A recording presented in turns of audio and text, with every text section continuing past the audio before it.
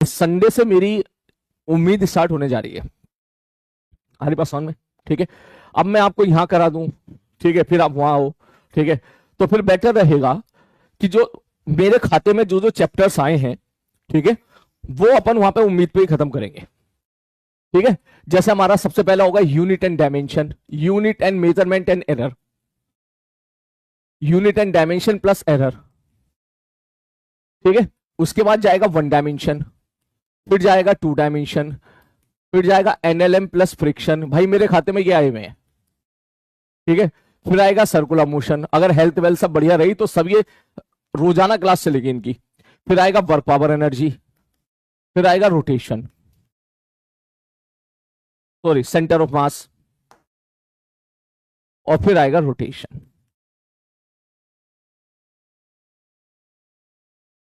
ठीक है, ये मेरे खाते में आए हैं, ठीक है ना।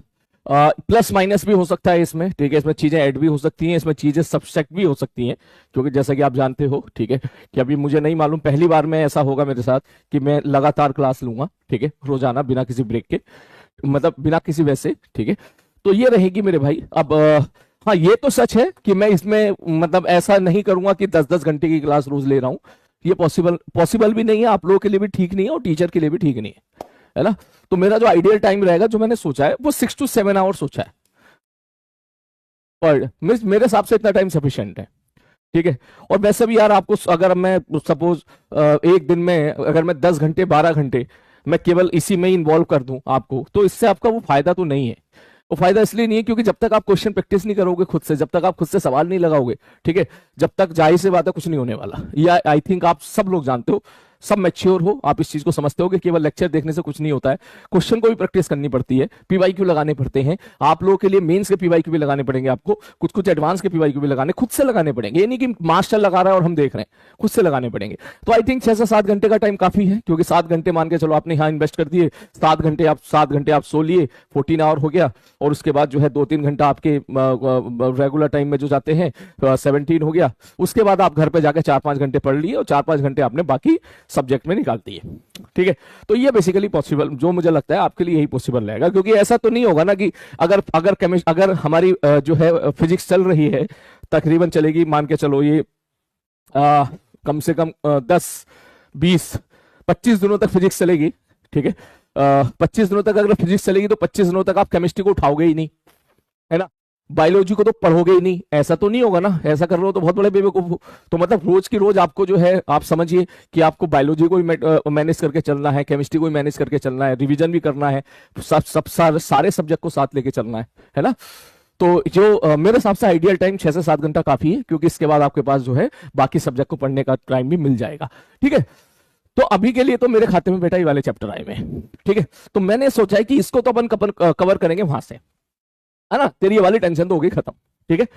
इसके अलावा ठीक, ये तो हो गए तेरे वहां से जो हम लोग कवर करेंगे।